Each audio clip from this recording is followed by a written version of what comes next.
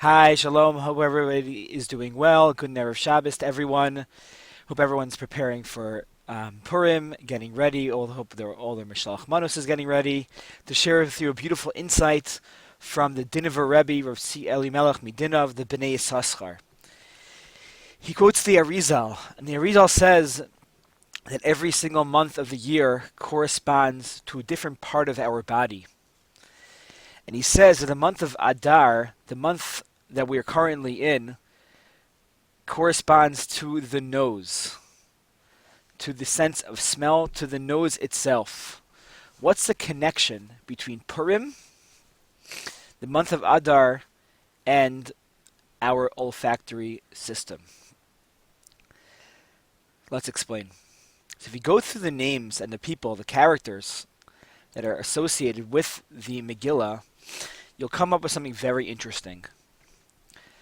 And when we first meet Esther, the pasuk says in the Megillah, "Vahi omenes hadasa hi Esther bas dodo ki ein la avaim." Mordechai, referring to Mordechai in the previous psukim, it says that he took care of Hadassah, who is Esther, is bas dodo, his uncle's daughter. She doesn't have any. She's an orphan. She's very attractive. And when her parents died, the Gemara actually says that her mother died during childbirth. Her father died while her mother was pregnant with her. Lacha Mordechai lo Levi. Mordechai took her in as a daughter. The Gemara says it's famously known that Mordechai took her in as a wife. But her name is not Esther. Her original name is Hadassah. We've heard the name Hadassah before. Hadassah, we learn from a few months ago. About 6 months ago, we celebrated Sukkot. And we know there are Daled Minim. There's an Esrog, a Lulav, Hadassim, and a Ravos. The Gemara makes a comment about those four. It says Esrog is the best. Why? It has a good taste and a good smell. Lulav has a good taste, but not a good smell. Hadassim have a beautiful smell, but not a good taste. And the Ravos don't have either.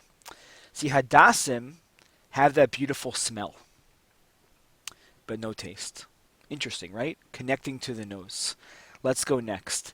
The Gemara wants to know, in a very strange and an enigmatic Gemara that we can discuss for a different time, the Gemara wants to know Esther mina Torah minayin. How do we know Esther? And then it says Mordechai mina Torah minayin. How do we know? What's our source for Mordechai from the Torah? And the Gemara says it's psukim in Parshas Kitisa referring to the Ketores. And the psukim say, "Veidaber Hashem el Moshe le'emor." Hashem tells Moshe, "V'ata kach lecha b'samim rosh." Take some spices, mar deror, flowing myrrh. I'm just quoting the Hebrew that I received from Mechon Mamre. Chamesh meos v'kinamon, cinnamon perhaps. Machatziso chamishim u'masayim, 250, half of the 500. Uknei vosem, sweet calamus, 250. The Gemara says we find an allusion to Mordechai's name in the words mar deror. How do we know that in the words mar deror? Because Onkelos, right over here, says, what is mar deror? Mira dachya. If you say mira dachya, put the two words together, what letters are there? It's an allusion to Mordechai himself. Whoa, so fascinating. What does the Ketores represent? The Gemara says when you went into the Beis HaMikdash always smelled beautiful. No matter how many animals they were shechting, no matter what was going on, if it rained, if it snowed, no matter what, it always smelled beautiful. That smell came from and emanated from the Ketores. The Ketores represented that beautiful sense, that beautiful smell of the Beis HaMikdash. And Mordechai's name is alluded to in the Ketores.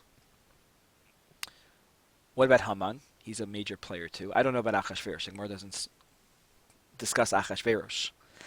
But the Gemara says that Haman's name is referred to in the first story in history.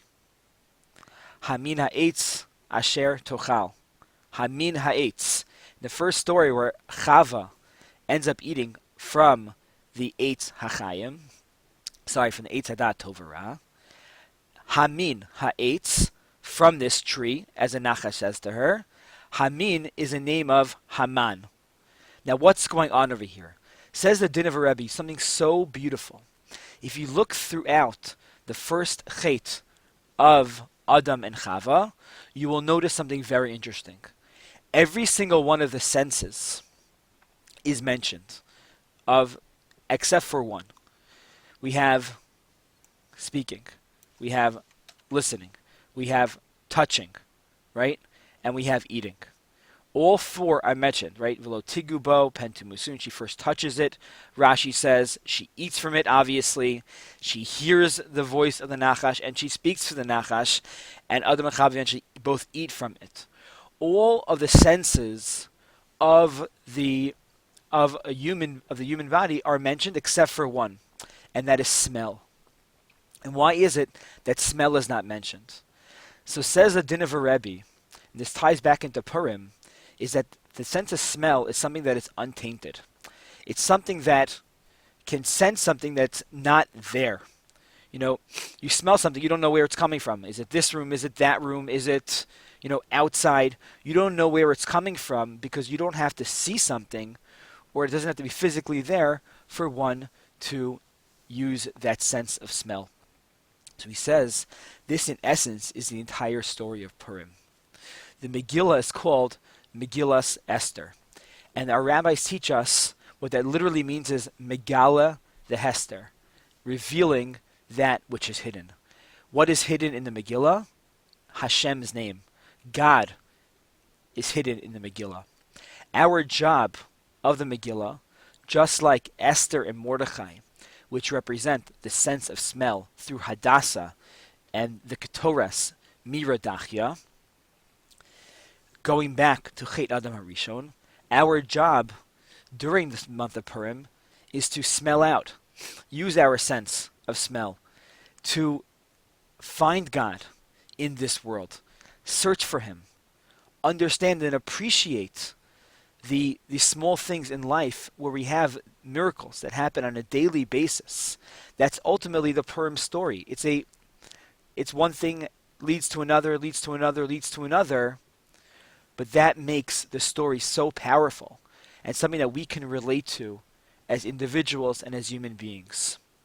I give everyone a bracha, and I leave with one last point. The Gemara says, Akol neshima uneshima, for every single breath or smell that we take, we bless God. And that's ultimately coming back to this point, this sense of smell, sense of breathing that we should appreciate every single moment.